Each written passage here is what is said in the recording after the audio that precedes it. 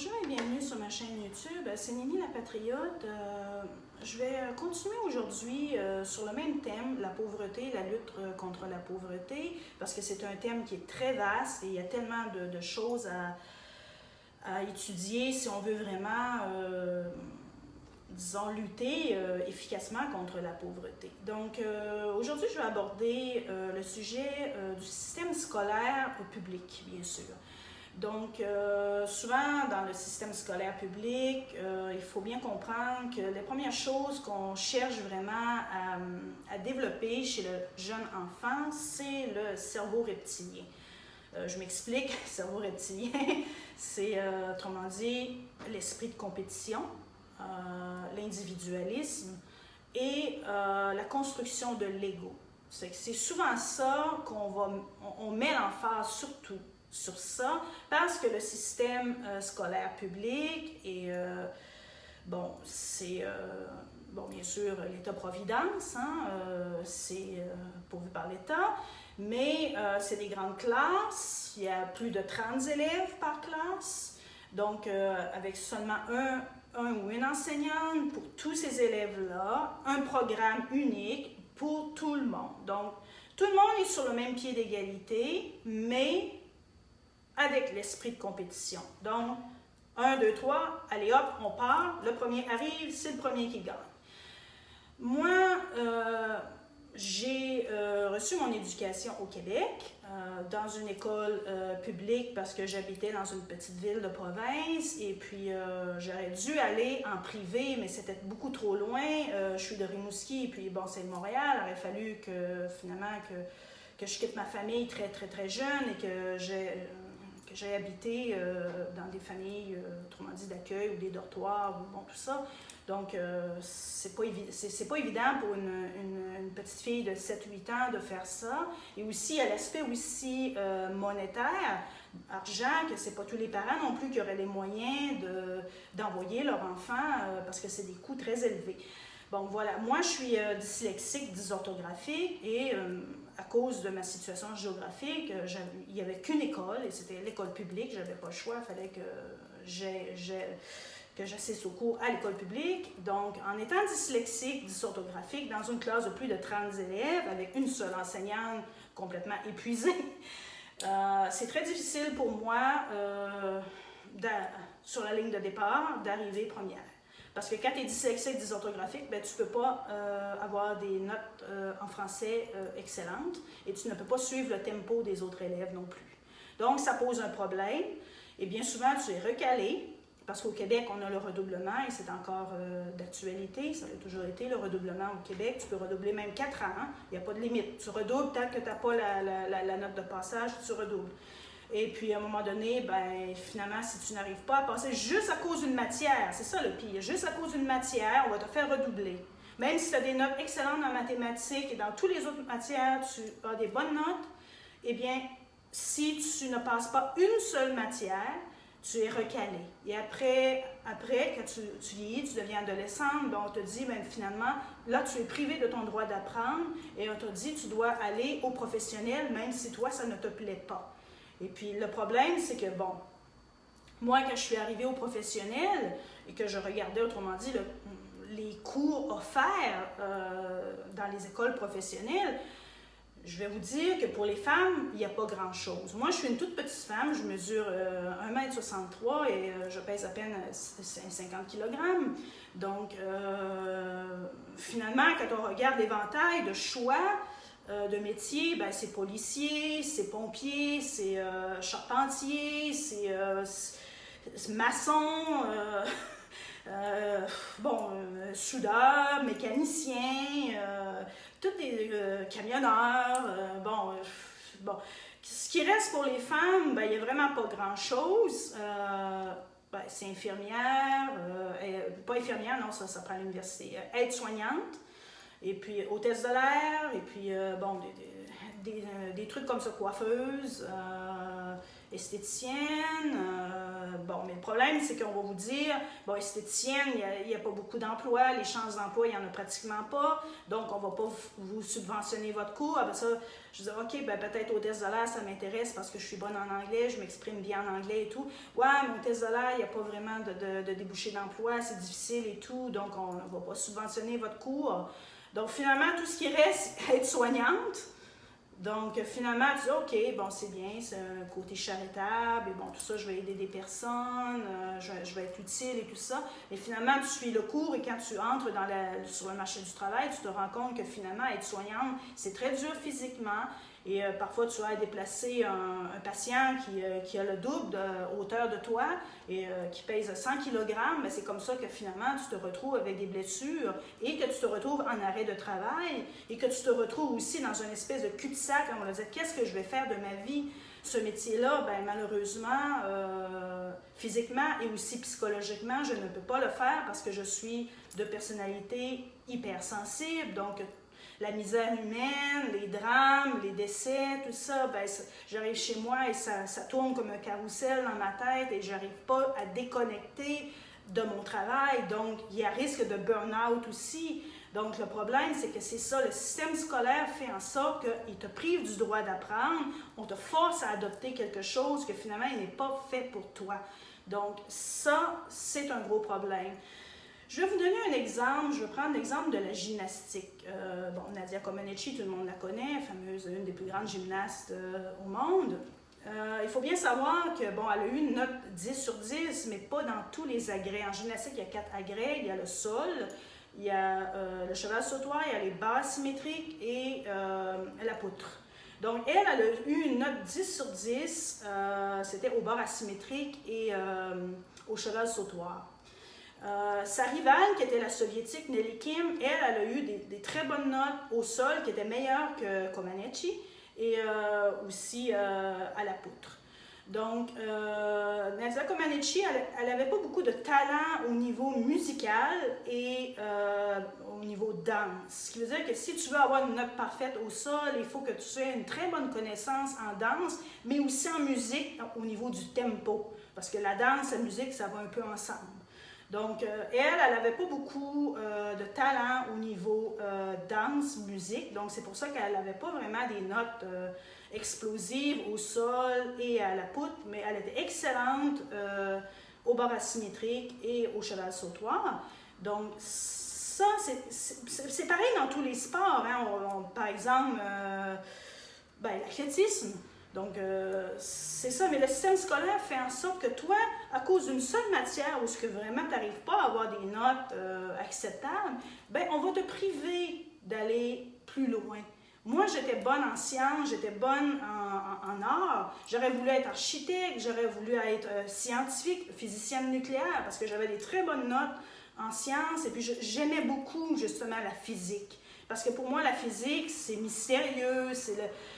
Bon, on est fait d'atomes, l'univers, j'aime beaucoup l'astronomie aussi, observer le ciel, les composants chimiques, bon, tout ça, ça m'a toujours fasciné dès mon jeune âge et j'aurais aimé pouvoir faire des études soit scientifiques ou soit artistiques. Je m'aurais vue architecte parce que j'ai un sens inné de l'art et tout, mais finalement, à cause de mon problème de dyslexie, ben, j'ai été privée du droit d'apprendre. J'ai été privée de m'épanouir.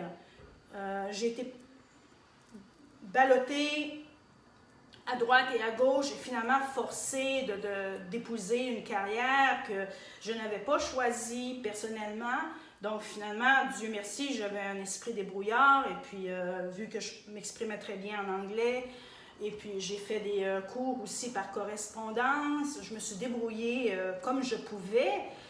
J'ai fait aussi de l'audition libre dans les universités parce que je ne sais pas en France si ça existe, mais au Canada, comme aux États-Unis d'ailleurs, on peut assister à on appelle ça l'audition libre. Mais malheureusement, ça ne te donne pas de crédit ni d'attestation quelconque, mais c'est bien pour toi, disons, ça nourrit l'âme, ça nourrit l'esprit. Donc, c'est ce que j'ai fait. surtout en art et tout. J'assistais régulièrement à des séminaires aussi artistiques. Et bon, je me formais comme je pouvais parce que malheureusement, j'ai été privée du droit d'apprendre à cause de mon problème de dyslexie. Mais ça, la privation de droit d'apprendre, savez-vous qu'il y a beaucoup aussi d'élèves surdoués qui se font recaler parce que justement, ils n'arrivent pas à s'intégrer au système scolaire régulier, parce que les enfants surdoués, c'est des enfants qui ne voudront pas faire quelque chose qu'ils jugent inutile, ou quelque chose qu'ils jugent illogique, ben, ils ne voudront pas le faire, ou ils vont dire « Ouais, mais moi, j'ai pas besoin de ça, je voudrais passer à quelque chose d'autre. » Donc, souvent, ils vont dire « Ouais, mais moi, je voudrais faire de l'algèbre, mais là, tu n'es pas encore en âge d'apprendre l'algèbre. » Mais le surdoué, lui, va dire « Oui, mais moi, ça m'intéresse. » Mais non, il faut que tu passes par les additions, les trucs, les gugus ennuyeux. Donc, souvent, ben, le surdoué va dire « Ouais, mais moi, ça ne m'intéresse pas. » Et souvent, les enseignants qui ne sont pas vraiment formés à faire face à ces genres de choses-là vont prendre en grippe cet élève-là. On va leur dire ben, « Il est arrogant. » Ou cet élève-là, il ne veut pas justement suivre le groupe, il pose trop de questions, il pose des questions hors sujet, genre c'est quoi le but de la vie, ou pourquoi je suis sur Terre, pourquoi je suis né ici, pourquoi je suis né dans tel pays mais pas un autre, pourquoi il y a de la guerre, par exemple en Syrie, pourquoi qu'en Syrie il y a de la guerre, pourquoi il y a du terrorisme. Bon, des trucs comme ça, souvent les élèves surdoués vont poser des questions comme ça. Ils vont poser des questions à leur enseignant, pourquoi cette femme-là porte une burqa, ou bon, ils vont toujours vouloir avoir des explications et le pourquoi. Ça peut vraiment faire en sorte que certains enseignants les prennent en grippe, parce qu'il faut comprendre que les enseignantes ont plus de 30 élèves par classe, elles sont souvent épuisées aussi, il y a un problème au niveau de ça aussi, donc elles n'ont pas vraiment le temps à consacrer à ces élèves-là qui ont des besoins particuliers, parce que la douance, les surdoués ont des besoins particuliers. Ils devraient être dans des classes spécialisées pour surdoués, comme les dyslexiques aussi. Les dyslexiques sont souvent aussi surdoués, il ne faut pas l'oublier.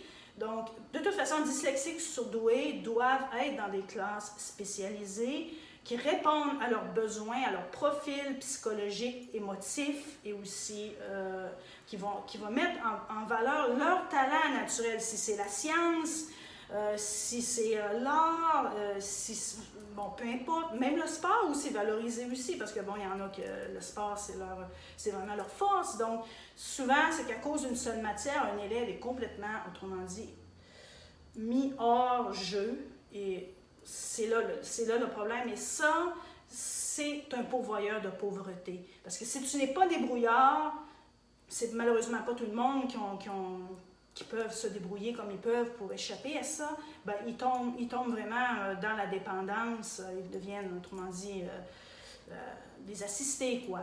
Donc ça, le système scolaire devrait être réformé à la base, et ça, les politiciens devraient y penser, y songer, trouver des moyens, justement, pour encadrer mieux les enfants avec des besoins particuliers, pour ne pas les stigmatiser, parce que, bon, la dyslexie, c'est pas contagieux, c'est pas une maladie...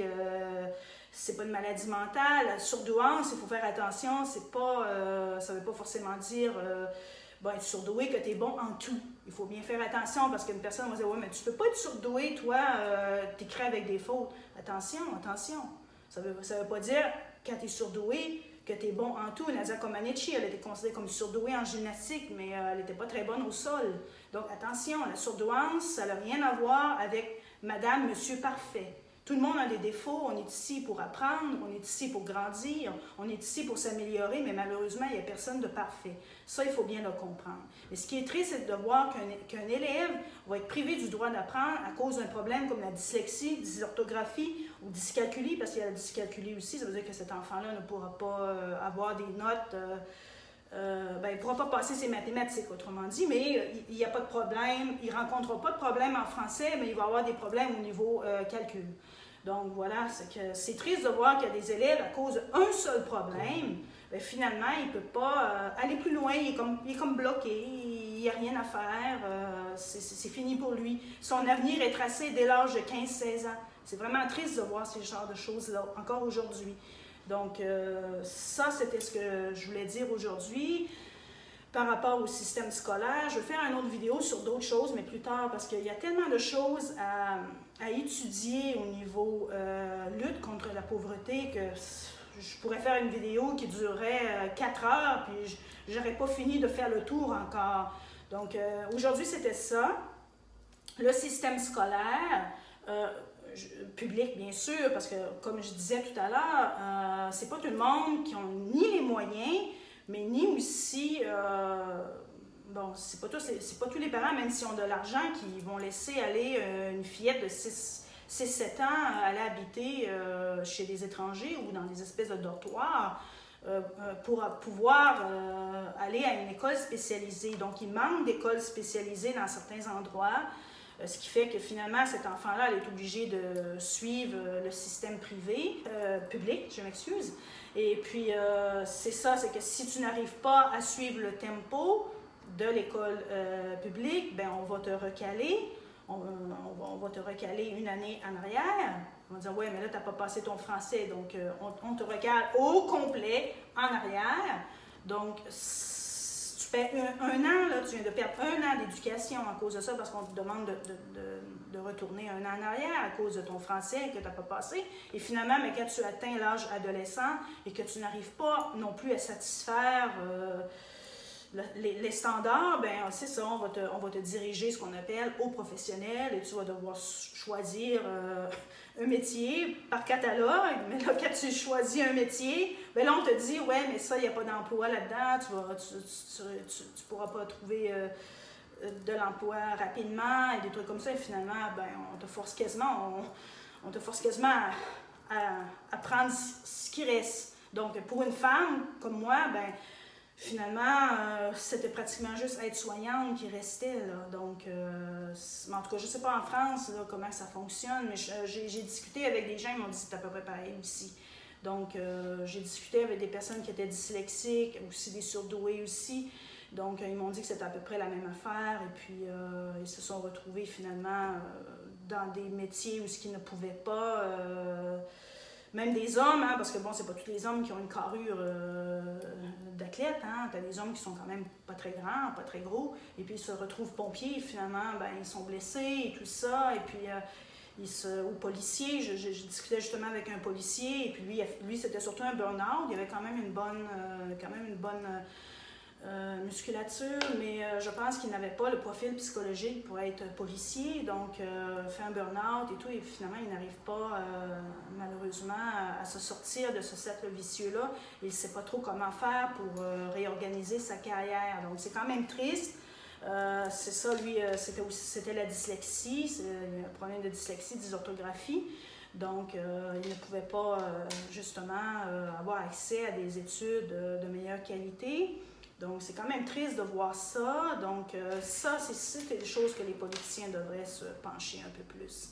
Donc, merci d'avoir écouté la vidéo. C'était un peu long aujourd'hui, mais c'était quelque chose, vu que moi, je suis dyslexique, dysorthographique, je suis quand même bien placée pour vous parler comment fonctionne le système scolaire public, et puis que ce soit au Québec ou que ce soit en France, ou peu importe, ça se ressemble, parce qu'on me dit que de toute façon en France, c'est à peu près pareil aussi, des classes de 30 élèves, et puis une enseignante complètement épuisée, et puis finalement, si tu ne suis pas le tempo, ben, de toute façon, tu vas être obligé de te réorienter ailleurs et puis choisir le professionnel. Donc, moi, je veux juste dire avant de terminer que j'ai rien contre les métiers professionnels, manuels. Bien au contraire, c'est quelque chose de bien. Par contre, il faut que ça soit choisi librement.